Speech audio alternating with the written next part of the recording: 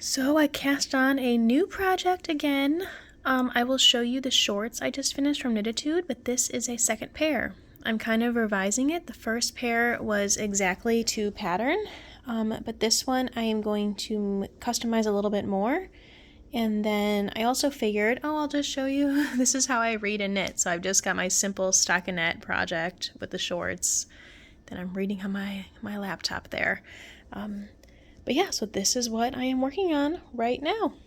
I hope later today to go out and get pictures of the brown shorts, some nice FO pictures. By the way, I do have a proper desk, but this is my makeshift desk when I want to sit on the couch instead of moving my desk all the way over here.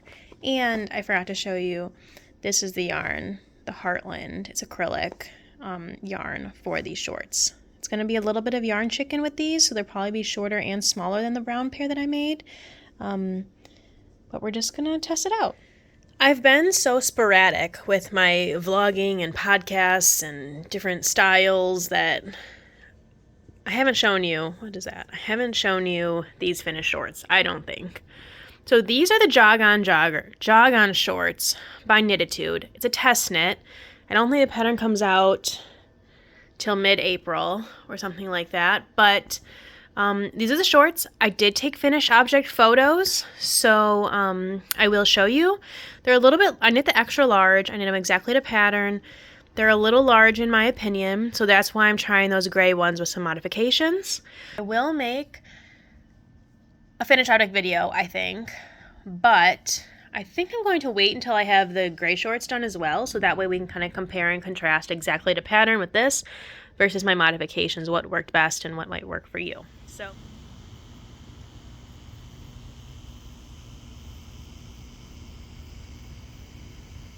I'm also working, I have all these poms, there's like 60 or 70 here, that I love. I purchased when I thought I was going to be making tons of beanies to sell. That didn't come to fruition, so I have all these poms. I love them so much. They're so pretty. But they're by, well, her name used to be RKC Handmade, and now it's Aisling Studio, I think, or Ashling Studio. I'm sorry for the mispronunciation.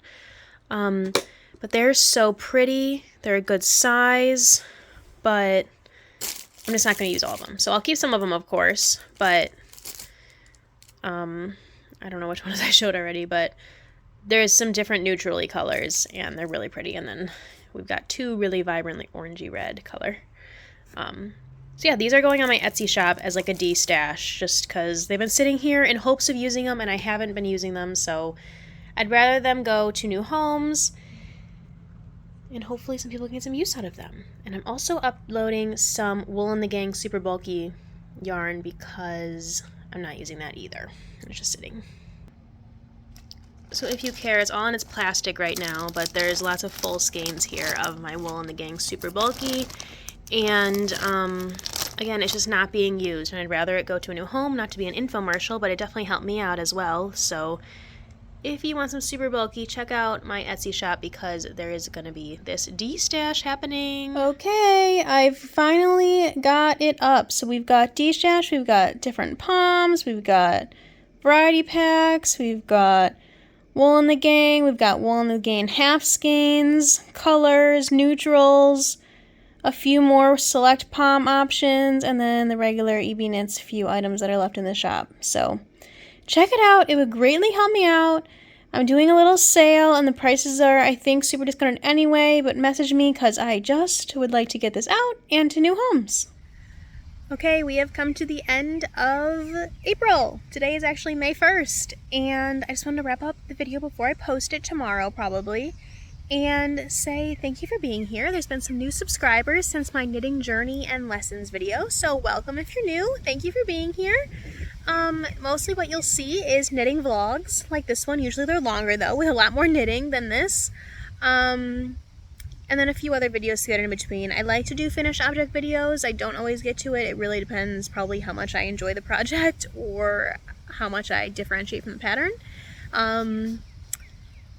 I haven't been making those very much lately, but I also haven't really been making any personal things. It's been a lot of gifts and small hats and stuff. But there will be a video. So most of April was consumed with my test for the jog on shorts. Sorry for the wind, hopefully it's okay. Most of April was consumed with the pattern test knit, the jog on shorts by Knititude. They are coming out the end of this week, I believe. I love the shorts are really great. So I knit the brown pair, and now I'm knitting the gray pair, and I will show you where I'm at when I get inside. But those are like a mix of the stitch counts to try and kind of fit my body more so than a traditional short necessarily. Since I'm making it myself, I can, switch it up to fit my waist and hips and stuff. So anyway, that is what April was all about, really. So unfortunately there wasn't much knitting, and I will make an entire finished object video of that when the time comes that they're both finished, and then I can compare and contrast and share exactly about those. It shouldn't be too much longer, maybe a couple weeks, less than that, maybe 2. So here's where I'm at with the gray shorts.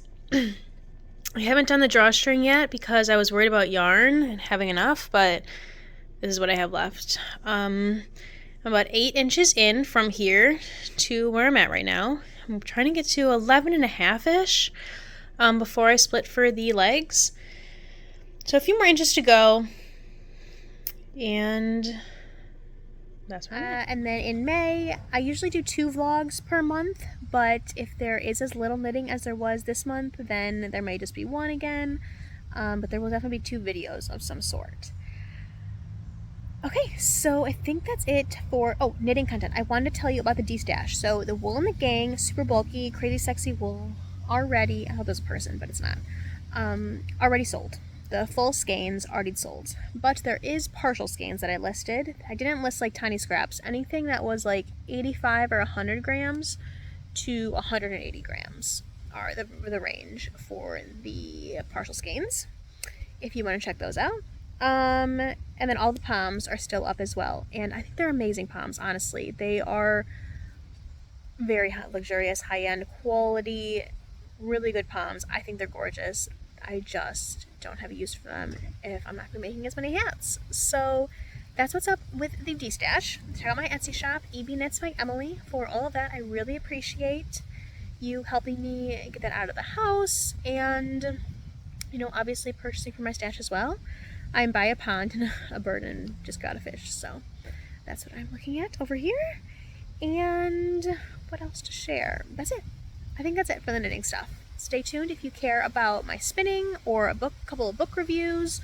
And I don't know if there's any life stuff to share, but that's what will be coming up in the video. Otherwise, if you are just plain into knitting here, then this is probably the end of the video for you. And again, hopefully coming up will be some longer videos and more interesting content, so it's not just about some plain colored shorts.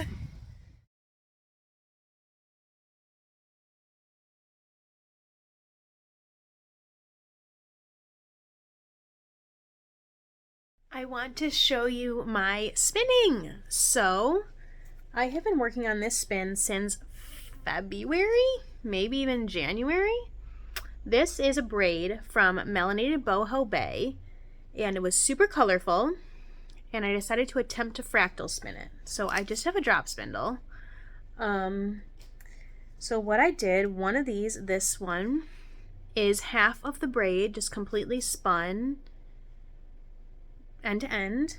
I don't know why it's looking a little frumpy. And then this is the other half split into 3, which is, from what I can figure out, is what fractal spinning is, or you can split in however many you want, vertically, and then spun end to end consecutively. So it's all spun up onto this, and as you can see, I just use like toilet paper rolls because I don't have a, I don't know what the proper word is. There's a proper word and a special thing you can buy, but I just have these, and they work just fine for a newbie spinner like me. So now I am going to ply these together, and we're hopefully going to get a really cool effect. Even if we don't, I'm sure it'll be beautiful because I love the way hand-spun yarn looks. Anyway, so I'm going to go ahead and do this, and I'll show you the outcome. All right, update. So I'm about 1/3 of the way through applying this. It's been at least 2 hours, maybe more, and I'm going to bed. But I wanted to show you because this is our progress for this video, and hopefully it'll be done soon. I like the way it is coming together. It looks nice with all the layers. I mean, there's obviously lots of yarn under here as well, but it's just taking way longer than I expected. But that's our progress for now. We've got this much left, so we'll see how it turns out. But yeah, quite a bit left. So I'm calling it a night. Book review time! So I finished The Vanishing Half since we last spoke, and I was in the middle of it last time I vlogged, and I definitely finished it, probably shortly after. And it's actually, I gave it 3.75 out of 5 stars. Now, many people have given it 5 stars, so I'm kind of an outlier. For me, though, well, one, something I've noticed lately, I'm much more into, at least lately, plot-driven storylines versus character-driven storylines. So, like, following a character for half their life, or most of their life, or long periods of their life, I'm less interested in. I'm more interested in, like, a storyline that can wrap up, I guess, which I would consider plot-driven, than the character, like, life timeline. But you may be into the exact opposite, and then this would probably be the book for you. So it follows a couple of characters. The Vanishing Half is about twins from a small town in Louisiana. It's basically from the 70s to the 2000s, and they decide to leave home when they're teenagers. They're black but very light-skinned, and so one actually decides to live her life and present as a white person.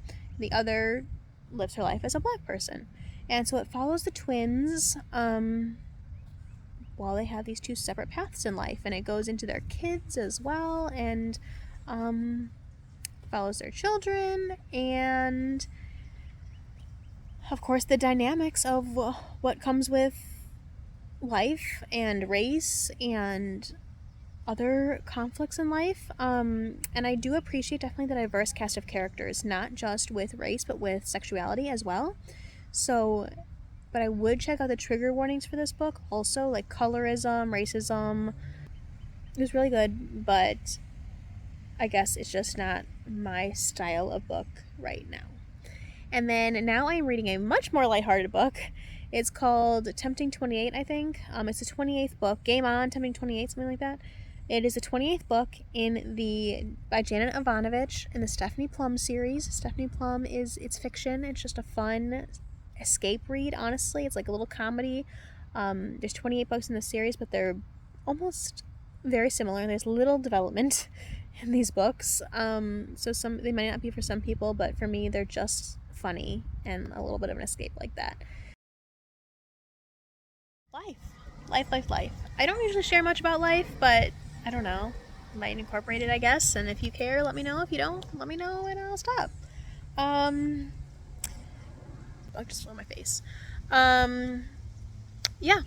It is, as far as weather goes, if you care, here in Florida, it is summer. I was out by the pool earlier today, sitting by the pool, sweating my ass off. Over here, there's more of a breeze, but it is definitely 80s every single day. And it'll just keep getting hotter and warmer.